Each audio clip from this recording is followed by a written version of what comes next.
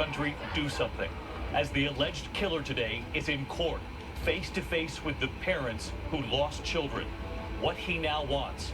And tonight, it's great to have you with us here on a very busy Wednesday night, and we begin tonight with the powerful images playing out across this country today, just as a difficult scene played out inside a Florida courtroom at the same time. Tens of thousands of students staging a massive coordinated protest against gun violence 1 month after the shooting rampage killed 17 people at Stoneman Douglas High School in Parkland, Florida. From Parkland to Littleton, Colorado to Evanston, Illinois. Students at Eagle Rock High School in Los Angeles with a moment of silence standing right there behind 17 empty chairs. While in that Florida courtroom today, alleged gunman Nicholas Cruz face to face with the families of the victims. What his lawyers asked for and the calls we never heard before. ABC's Victor Akendo leading us off. A sea of students seizing their moment.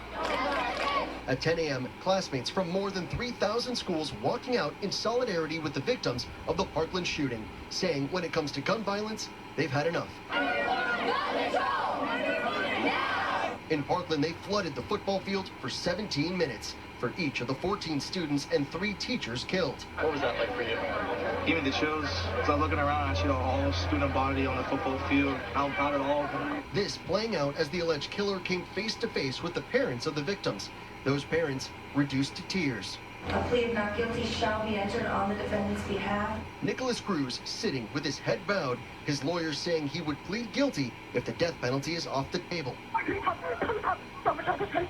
This as we're hearing new, chilling 911 recordings from the day of the massacre. Students in hushed voices begging for help. There's people here, there's people that don't believe they could die. Honey, I know. I'm really sorry that you're going through this, but I'm here with you, okay? I'm home. And then a teacher. I'm in the classroom, the lights on the door box, the student was shot and went through the door. The bullet went through the door? Yes, I was a student down. The heart-wrenching memories of that day etched in the minds of the thousands who turned out nationwide.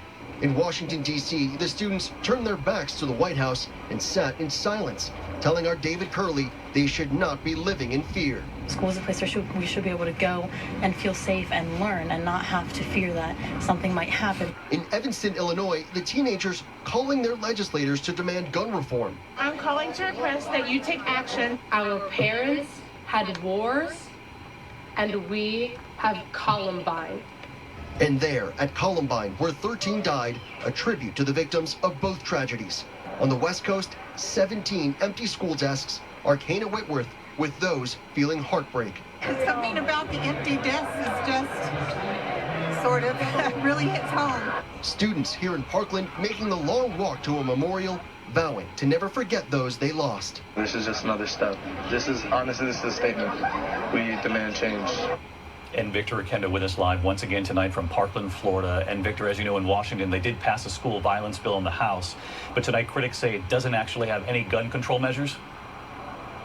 That's right, David. It's called the Stop School Violence Act, and it does not address gun control at all. What it does is dedicate $500 million towards training law enforcement officers and school officials. It also adds security equipment around schools. It passed by an overwhelming majority, but Democrats say it doesn't do enough. David? Victor Akendo leading us off tonight. Victor, thank you. Also at this hour, we are following what will be a major decision by President Trump's Attorney General Jeff Sessions. Will he fire a top FBI official just days before his retirement? The FBI's outgoing Deputy Director Andrew McCabe, 4 days from retiring, his pension now at stake. McCabe has been a frequent target of President Trump, and here's ABC's Chief Justice correspondent Pierre Thomas tonight. It was Andrew McCabe who was thrust into the national spotlight after President Trump fired former FBI Director James Comey. McCabe suddenly becoming the acting director of the FBI. Soon after, asked on Capitol Hill about a claim made by the White House that morale because of James Comey was low. Is it accurate that the rank and file no longer supported Director Comey? No, sir. That is not accurate. The vast majority of FBI employees enjoyed a deep and positive connection to Director Comey. For many months, President Trump publicly went after McCabe.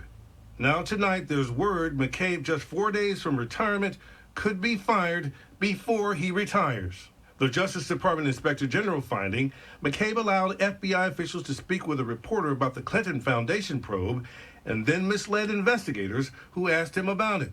Those close to McCabe say he denies intentionally misleading anyone. Tonight, McCabe's fate lies in the hands of Attorney General Jeff Sessions. whose decision could impact whether McCabe receives his full pension after a 22-year career with the FBI. That pension at the center of one of Trump's angry tweets. FBI Deputy Director Andrew McCabe is racing the clock to retire with full benefits. 90 days to go. All right, so let's get to Pierre Thomas live outside the FBI tonight. And what are you hearing from your sources, Pierre? What is the AG going to do here? David, no final decision has been made, but so far in critical moments, Sessions has often followed the recommendations of career staff, and those officials are recommending McCabe be fired.